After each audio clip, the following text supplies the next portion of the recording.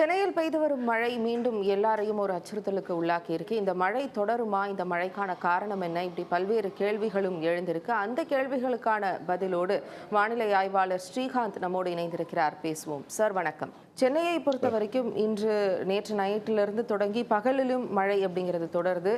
August மாதம் மழை அப்படிங்கிறது எதிர்பார்க்காத ஒரு விஷயமாக இருக்கு. இந்த மழைக்கான முக்கிய காரணமாக என்ன இருக்கு?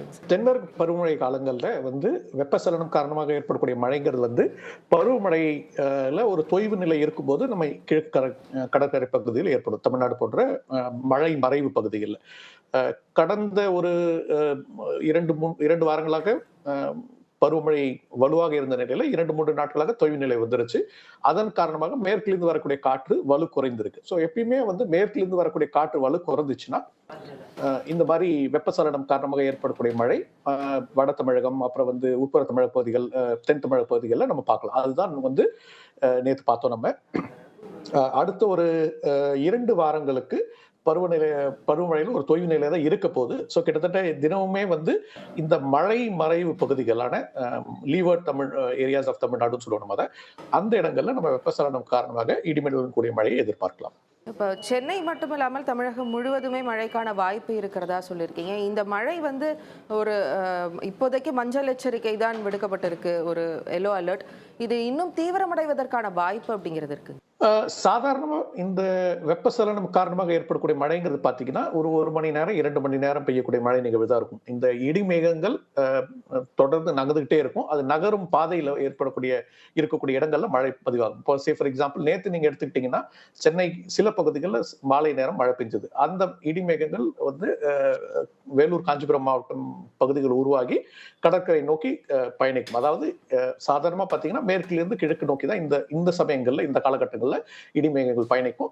இந்த இடிமேகங்கள் பயணிக்கும் போது அந்த மழை அந்தந்த இடங்கள்ல நிகழும். ஸோ இப்போ இந்த 2-3 மணி நேரங்கள் தான் மழை பெரும்பாலும் பெய்வதற்கு காரணமாக உங்களுக்கு 20-30 சென்டிமீட்டர் அளவிற்கான மழை பெய்யக்கூடிய சாத்தியக்கூறுகள் குறைவு.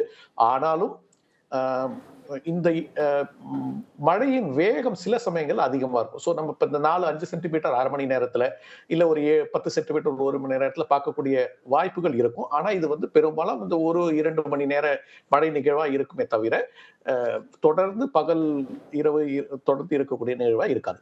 24 மணி நேரமும் மழை நீடிக்கக்கூடிய வாய்ப்பு இருக்கிறது அப்படிங்கிறது கஷ்டம் அப்படின்னு சொல்லியிருக்கீங்க. தொடர்ந்து அங்கங்குதான் மழை இருக்கும் அப்படிங்கிறது. அதே மாதிரி பெரும்பாலும் மாலை நேரங்கள்ல ஆரம்பிச்சு இரவு இந்த மழை இருக்கும். காலை நேரங்கள்ல இப்ப பாத்தீங்கன்னா இப்ப கூட மழை மேகங்கள் கிளியர் ஆயிடுச்சு, மழை குறைஞ்சிருச்சு சென்னை பரவலா எல்லா இடத்துலயுமே. சோ இந்த ஒரு 8-9 மணி வரைக்கும் இருக்கும். அதுக்கப்புறம் படிப்படியா வெயில் வரும்.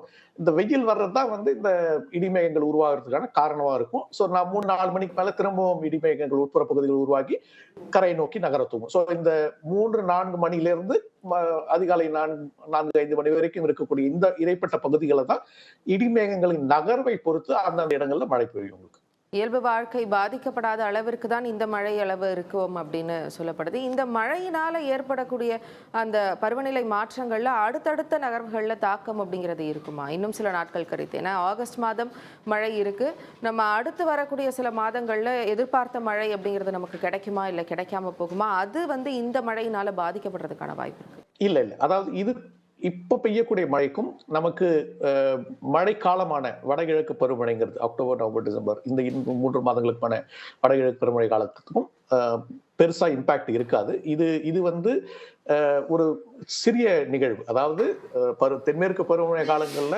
மேற்கிலிருந்து வரக்கூடிய காற்றுல ஒரு தொய்வு நிலை வரும்போது பகல் நேரத்தில் சூரிய கதிரின் காரணமாக ஏற்படக்கூடிய ஒரு நிகழ்வு. நமக்கு வடகிழக்கு பருவமழைங்கிறது கொஞ்சம் பெரிய நிகழ்வு. அதனுடன் குறைந்த காற்றழுத்த தாழ்வு பகுதி, புயல் போன்ற ஏனைய பல காரணிகளும் உருவாகும். அதனை ஒட்டுதான் நம்ம வடகிழக்கு பருவமழை மழை அளவு இருக்கும். சோ அதனால இதனால அது அடையாது. இந்த ஆண்டு எல்னினோல இருந்து லானினா இப்போதைக்கு மாறிட்டு இருக்கு. அதனால பெரும்பாலும் நம்ம இயல்பை ஒட்டியோ இல்லை இயல்பிற்கு சற்று அதிகமா நம்ம வடகிழக்கு பருவமழை காலங்களில் மழை எதிர்பார்க்கலாம் நினைக்கிறேன்.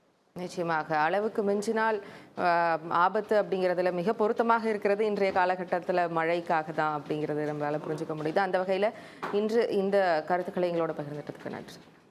நன்றி.